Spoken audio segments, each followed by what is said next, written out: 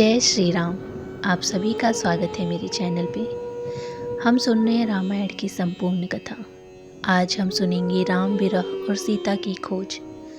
मेरे द्वारा बोली गई रामायण की कथा आप लोग को पसंद आती हो तो वीडियो को लाइक, शेयर और चैनल को सब्सक्राइब जरूर कीजिएगा। तो चलिए कथा को आगे बढ़ाती हूँ। मरीचि को मारकर जब राम लौट रहे थे, लक्ष्मण उनको सामने से आते हुए दिखाई दिए। लक्ष्मण को देखकर उनके मन में तरह तरह की शंकाएं होने लगी। मरीच का छल वो देख चुके थे। लक्ष्मण से वो रुष्ट होकर बोले, मेरी आज्ञा का उल्लंघन करके तुमने ठीक नहीं किया। लक्ष्मण ने सब बातें बताई। राम ने फिर भी कहा कि तुमको समझ से काम लेना चाहिए था। मेरा मन कह रहा है कि सीता अब आश्रम में नहीं है। दोनों भाई उदास मन कुटी में पहुंचे तो देखे बड़ा सन्नाटा है। वे सीता सीता कहकर पुकारते रहे, पर कहीं से कोई उत्तर न आता। राम बोले, देखो सीता को कोई चुरा तो नहीं ले गया, या कहीं फूल चुनने निकल गई है। दोनों भाइयों ने बाहर भीतर सब जगह खोज लिया।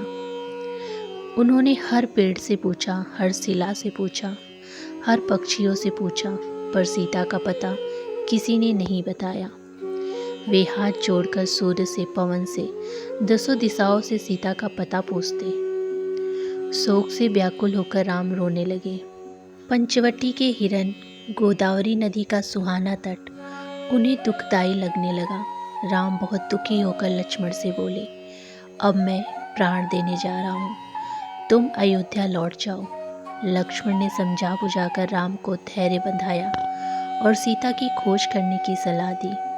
दोनों भाइयों ने एक एक पहाड़, एक एक कदरा खोज डाली। खोजते खोजते वे दक्षिण की ओर बढ़ने लगे। वे कुछ ही दूर गए होंगे कि उन्हें सीता के पैरों के निशान दिखाई दिए। टूटा हुआ कवच और धनुष भी उन्हें देखा। एक आकाश यान भी टूटा हुआ था। लगता था वहाँ कोई युद्ध हुआ है। तभी उन्हें खून से लथपथ जटायु दिख पड़ा।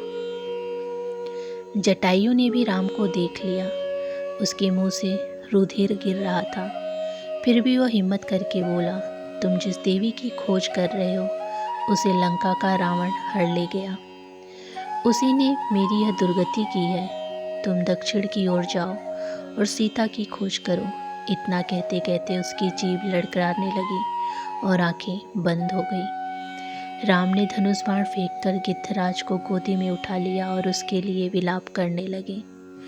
उन्होंने लक्ष्मण से कहा, देखो इस पक्षी ने भी हमारे लिए प्राण दे दिए। यह संत है, हमारे पिता का मित्र भी है। तुम वन से लकड़ियाँ बीन लाओ, मैं इसका दाह संस्कार करूँगा। तब सक्रोध निशिचर सिखियाना, काढ़ेसी परम कराल कृपाना, काटेसी पंख परा खग धरनी, सुमिरी राम करी अद्भुत करनी। जटायु को जलाधी देखकर राम लक्ष्मण एक घने जंगल में पहुँचे। सामने देखा तो कटबंध नाम का एक बहुत बड़ा दानव उनकी रास्ता रोके खड़ा था। उनका पेट बहुत बड़ा था, सिर था ही नहीं। उनके एक एक हाथ से दोनों भाइयों को पकड़ लिया और अट्टहास करते हुए बोला, भगवान ने आज घर बैठे भरपेट भोजन दिया है। मैं कई दिनों से भूखा था। राम लक्ष्मण ने अपनी अपनी तलवारें निकाली और उसकी भुजाएं काट डाली। कबंड व्याकुल होकर पृथ्वी पर गिर पड़ा। राम के स्पर्श से उसकी बुद्धि शुद्ध हो गई। उसने राम लक्ष्मण के बारे में जानना चाहा। राम ने उसने अपने बारे में सब बताया। कबंध बोला, मेरा दाह संस्कार करे दे तो बड़ी कृपा होगी। उसने यह भी कहा कि सीता के बारे में मुझे कुछ मालूम तो नहीं, परंतु मैं एक उपाय बताता हूँ। यहाँ से दक्षिण पश्चिम की ओर ऋषिमुख नामक एक पर्वत है। वहाँ मंत्रियों सहित सुग्रीव नाम का एक वानर रहता है। उससे मिलिए, उसकी मदद से सीता का पता लग जाएगा। पहले आपको पप्पा नाम का सरोवर मिलेगा। सरोवर के किनारे मृतंग ऋषि का आश्रम है। आश्रम में ऋषि की शिष्या सबरी होगी, उसे भी मिले। कबंध मर गया। राम लक्ष्मण ने उसका दाह संस्कार कर दिया। राम के स्पर्श से वो श्राप मुक्त हो गया। एक ऋषि के श्राप से वह दानव हो गया था और इंद्र के ब्रज को चाट से उसका सिर पेट में घुस गया था। तभी से उसका नाम कबंध पड़ गया था। चलते चलते राम सबरी के आश्रम में पहुँचे। सबरी ने दौड़कर राम के पैर छुए, चरण यथो धोए, आसन दिया और मीठे मीठे फल मूल खाने को दिए। वह बोली, ऋषि ने मुझे बताया था कि चित्रकूट से चलकर राम किसी न किसी दिन अवश्य इधर आएंगे। श्री राम ने बड़े प्रेम से सबरी के दिए हुए फल खाए। श्री राम ने सबरी से सीता का पता पूछा। सबरी भी बताया कि सुग्रीव से मित्रता कीजिए, सीता की खोज में वह अवश्य सहायक होगा।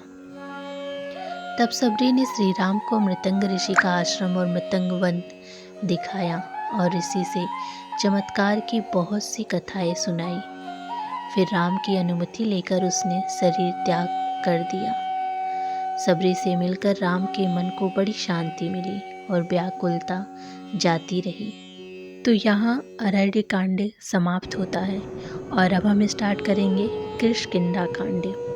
किष्किंधा कांड में श्री राम, हनुमान और सुग्रीव मिलन, सुग्रीव का दुख सुनाना, बाली का उद्धार, सीता जी की खोज के लिए सभी का प्रस्थान और जामंत का हनुमान को बल स्मरण कराना उल्लेखित है। तो चलिए स्टार्ट करती हूँ मैं। बसंत ऋतु होने से वन में तरह तरह के फूल खिल रहे थे, पर उन पर भौरे मंडरा रहे थे। आम पर कोयल कूक कूक करती थी, वन में मोर नाचते थे और सरोवर में कमल खिले थे। सीता के न रहने पर राम को वन की यह शोभा बड़ा दुख दे रही थी। अब वे ऋष्यमुख पर्वत की ओर बढ़े। ऋष्यमुख पर्वत पर से सुग्रीव ने देखा कि 2 धनुधर वीर पर्वत की ओर चले आ रहे हैं। उनको शंका हुई कि कहीं बाली ही तो न उन्हें नहीं भेजा। बाली उसका बड़ा भाई था और उसे मार डालना चाहता था। बाली के भय से ही सुग्रीव इस पर्वत पर रहता था। मृतंग ऋषि के श्राप के कारण वह ऋष्यमुख पर्वत पर नहीं आता था। सुग्रीव घबराया, फिर कुछ सोच समझकर उसने हनुमान से पता लगाने के लिए कहा। हनुमान की बुद्धि और उनके बल पर सुग्रीव को बड़ा भरोसा था।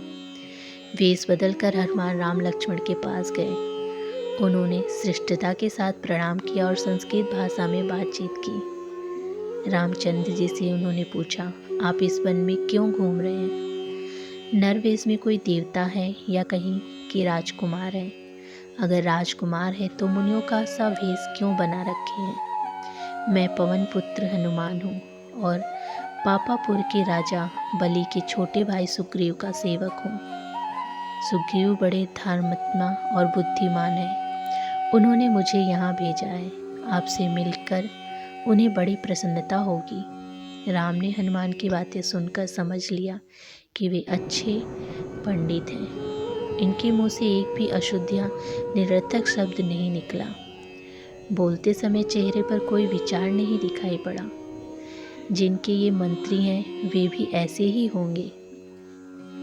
लक्ष्मण बोले, हे हनुमान, ये कौशल देश के राजा दशरथ के सबसे बड़े पुत्र राम हैं। मैं इनका छोटा भाई हूँ। पिता की आज्ञा से हम 14 वर्ष को वन में रहने के लिए निकले हैं।